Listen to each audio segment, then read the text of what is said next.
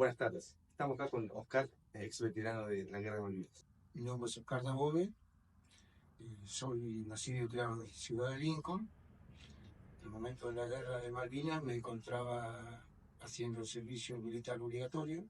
Oscar, ¿cómo era tu vida antes de la guerra? Bueno, mi vida antes de la guerra yo hice el secundario en la escuela técnica en el número 1, egresé en el año 80. Después de haber terminado la escuela, bueno, yo quería trabajar antes de irme a Colimba para poder hacer algo antes de que me tocara el servicio militar, así que bueno, estuve trabajando en un taller de reparaban motos, motosierras, pollerillas de Carlos Gutiérrez, que era vecino mío, ¿no? Así que trabajé en ese taller hasta una semana antes de incorporar al servicio militar. ¿Cómo fue tu despedida con la familia?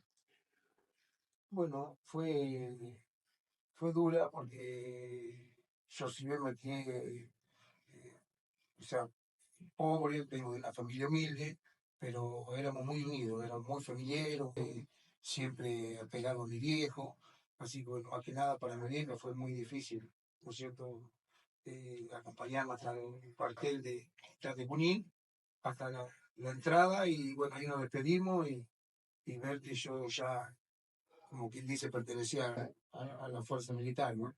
Así que bueno, fue difícil, pero bueno, era algo que sabía que lo tenía que cumplir.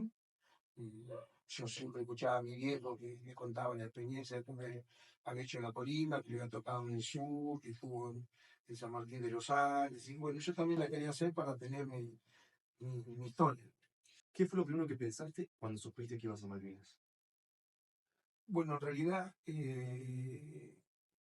yo nunca supe antes del 2 de abril que íbamos a Malvinas.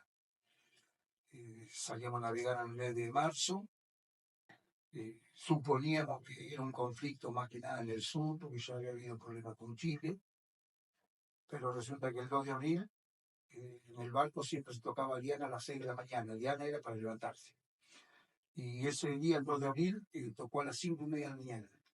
Y ordenaron formación general en los hangares del portaaviones que yo pertenecí. Así que bueno, fuimos todos hacia los hangares y en un momento se dirige a la tropa el segundo comandante del portaaviones diciéndonos de que habían sido recuperadas las Islas Malvinas, que estábamos aproximadamente a 10 o 15 kilómetros de la costa de Malvinas, ya que no daba la profundidad para el calado que tenía el portaaviones, porque el portaaviones era inmenso, pesaba 22.000 toneladas, medía 220 metros de eslora de largo y aproximadamente 70, 80 metros de ancho. Así bueno, nos daba el calado para el portaaviones. Y lo que sí vi que se efectuaban maniobras, por ejemplo, trasladaban víveres, municiones, armamento, los helicópteros con unas redes grandes de portaaviones hacia Malvinas. ¿Recibiste algún tipo de preparación o entrenamiento? Sí. Marina tenía, por ejemplo, incorporaba una tanda cada 2 meses. Yo fui tercera tanda y tuvimos 2 meses de instrucción en el Centro de Incorporación y Formación de Conflicto de Marinería, se llamaba, en Campo Sarmiento. Ahí tuvimos 2 meses de instrucción, en las cuales nos incluyeron pues, el manejo de las armas, cómo se denominaba, por ejemplo, en el barco, lo que acá decimos dormitorio en la casa, en el barco era sollado, las puertas donde pasaban los pasillos no eran puertas sino eran portas,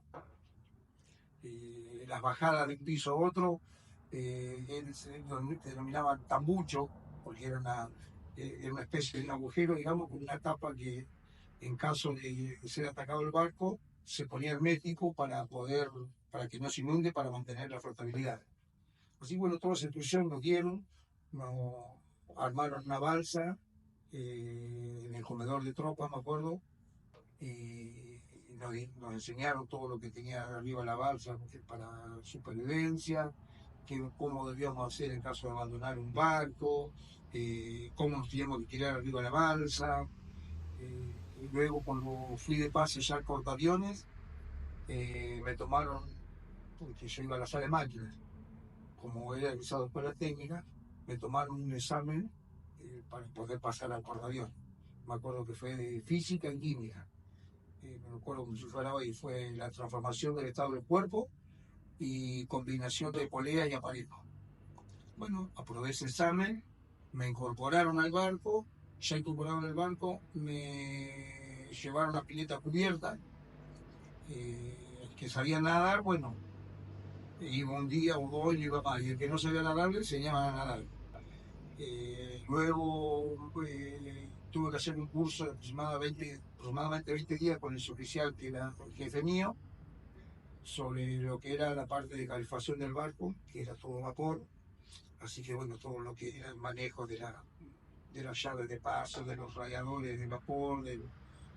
También tuve instrucción como bombero, porque arriba del barco yo cumplía otra función, la mayoría.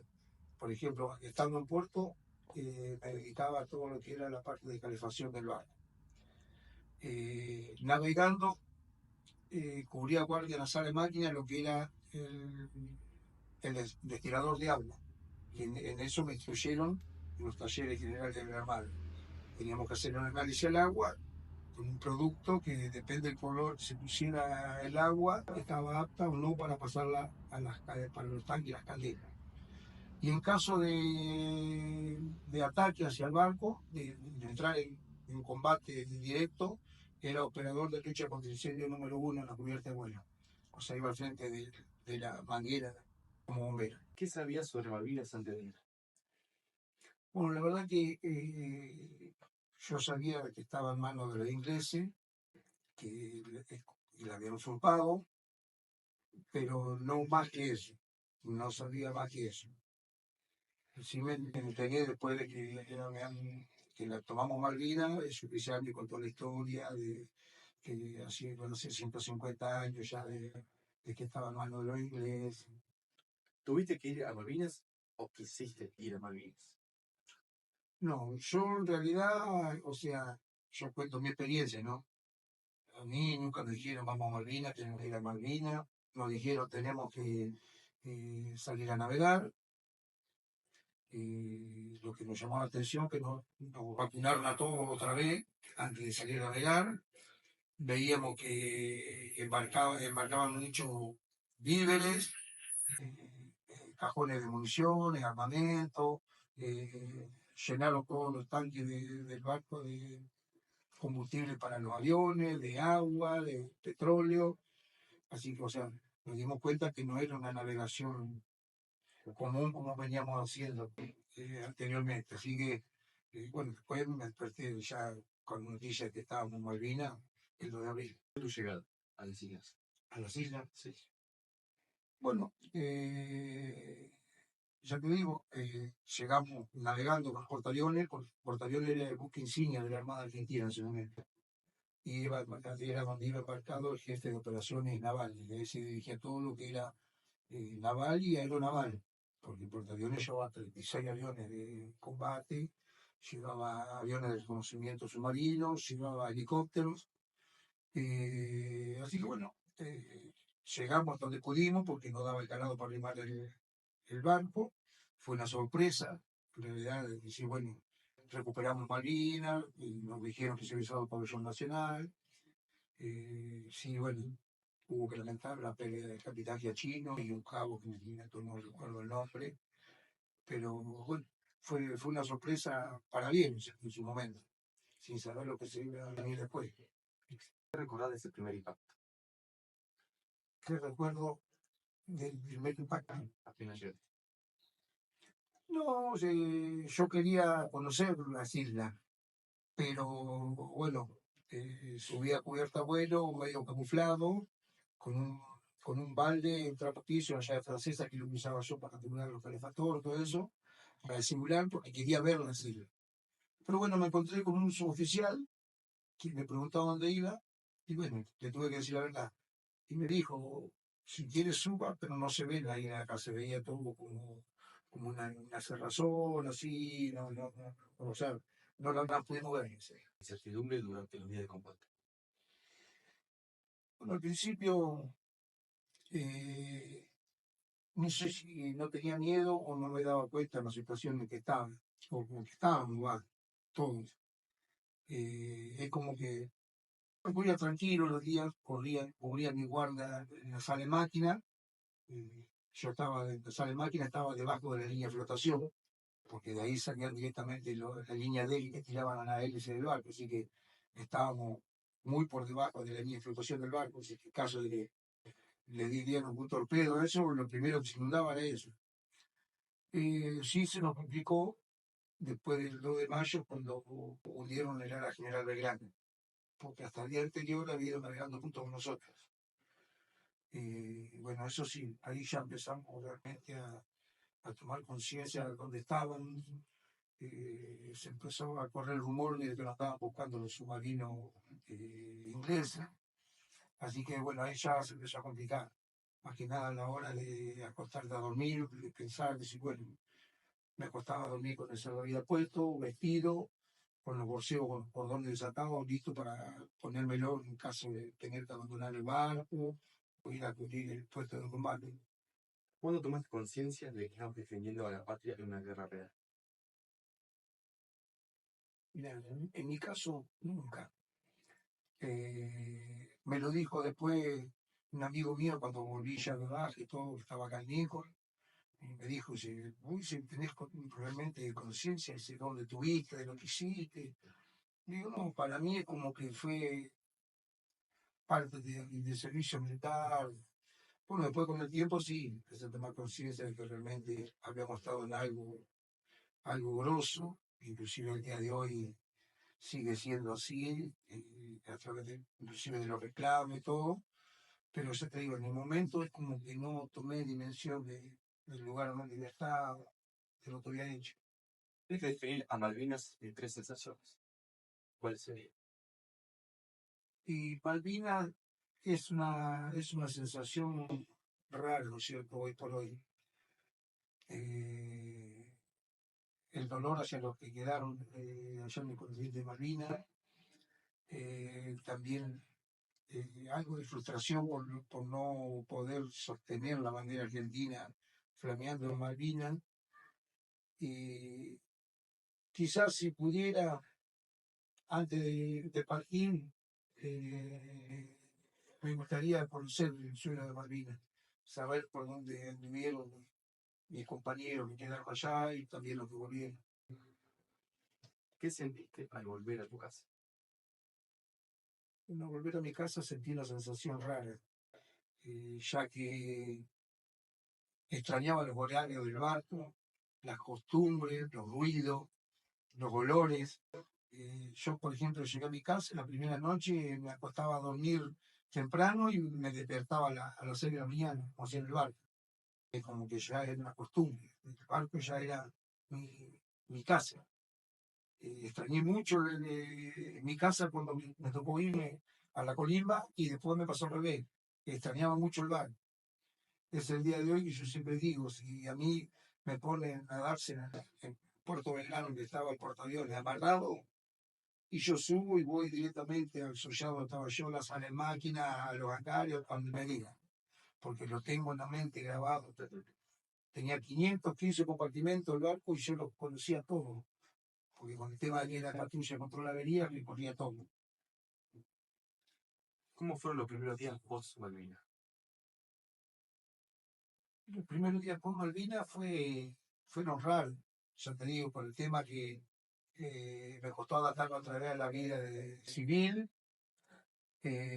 también insertarme en la sociedad, porque mucha gente te preguntaba a dónde iba a estar, lo que había hecho, y mucha gente por ahí no te preguntaba nada, o inclusive me pasó el momento de salir a buscar trabajo y se me ponía complicado. Yo pensé que era yo, después me enteré con el pasar del tiempo que a muchos de los veteranos de Malvinas les pasó eso, porque mucha gente pensaba que a lo mejor teníamos traumas psicológicos, y bueno, fue difícil. De poquito nos fuimos desertando, pero fue difícil. ¿Te costó hablar de lo que viviste? Sí, quizás mis padres ya no los tengo mal y es muy poco lo que yo les conté a ellos, porque ellos no me preguntaban, a lo mejor por temor a que, no sé, yo me sintiera mal y yo tampoco quería contar para no hacerlo sentir mal, porque sí, sé que mi mamá la pasó muy, muy mal con la vida de mi vida, muy, pero muy mal.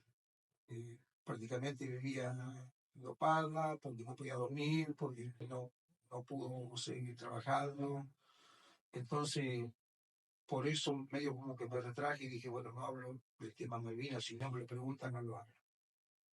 Que no se cuenta o no se sabe lo suficiente sobre lo que usted vive. Y hay muchas cosas que no se saben y no sé si se dan a saber. Y muchas nos hemos enterado con el pasar de los años. Yo, por ejemplo, el otro día estaba mirando, justo el 2 de abril era, llegué a mi casa después de la vigilia del primero, ya estábamos en el 2, y bueno, me puse a comer algo, y prendí el televisor, iba cambiando y en el canal Encuentro estaba pasando, por ejemplo, la historia de un barco que se llamaba Río Carcarañán, que era un barco mercante, digamos, que en ese momento, cuando lo hundieron, había ido a Malvinas llevar víveres. Y bueno, por ejemplo, yo eso no lo sabía, que habían hundido un barco mercante los británicos. Así que, pues fíjate, inclusive hablaba uno de los tripulantes que está vivo y que sobrevivió al hundimiento y contaba toda su experiencia, que fue muy parecida, por ejemplo, a los del crucero. ¿Sentí que la sociedad comprenda realmente lo que usted viviera? Sí, lo que pasa es que en el momento que volvimos de Malvinas, eh, al estar bajo el régimen militar en el país, es como que se desmalvinizó. No, es más, a mí no me pasó, pero sí sé de muchos compañeros que cuando lo largaban de baja ya, los amenazaban de que no contaran, que no hablaran, de que no. Así que bueno, eso fue uno de los problemas que tuvimos que vivir. ¿Hay algo que nunca te preguntaron que te gustaría contarlo? Yo creo que no, me han preguntado a lo largo de estos años prácticamente todo lo que puede pasar una guerra, y lo que no me ha preguntado lo he contado. Yo creo que por hoy ya no. ¿Qué pensás hoy de la guerra y del motivo por el que se dio? Yo siempre digo que las guerras son inútiles, porque se pierden vidas humanas, se pierde en cuanto a lo material, en cuanto a lo económico. Yo creo que lo mejor es ir por la vía diplomática. La guerra no sirve para nada. Lo estamos viendo en el tema de Ucrania y Rusia. Siempre lo afirmé, ¿no? ¿Qué mensaje le darías a la sociedad argentina y sobre todo a los jóvenes? Yo no sé si soy mal indicado, ¿no? Pero eh, vengo de una época donde teníamos otra infancia, otra adolescencia. Fíjate que yo, por ejemplo, empecé a trabajar a los 9 años. Yo trabajé, estudiaba y trabajaba en una quinta, en lo que me saliera. Y bueno, hoy por hoy los chicos, por lo general, empiezan a trabajar la mayoría después de que terminen ya el secundario y todo. Yo no digo que estén mal, pero sino como han ido evolucionando las épocas. Son épocas distintas, ¿no? Oscar, muchas gracias.